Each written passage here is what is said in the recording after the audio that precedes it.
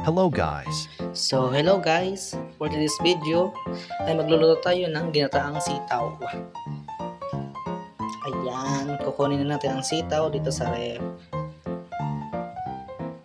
Okay. So, magagayat po tayo ng sibuyas. Fast forward na natin para madali. Gayat tayo ng sibuyas.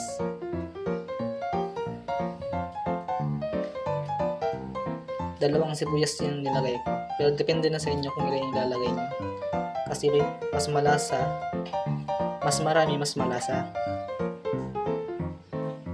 Tumayo na nga kasi masakit na yung likod. Okay, ito naman sunod natin yung bawang. Okay, pinakot na. Okay. Pasensya na po. So guys, pasensya na po kayo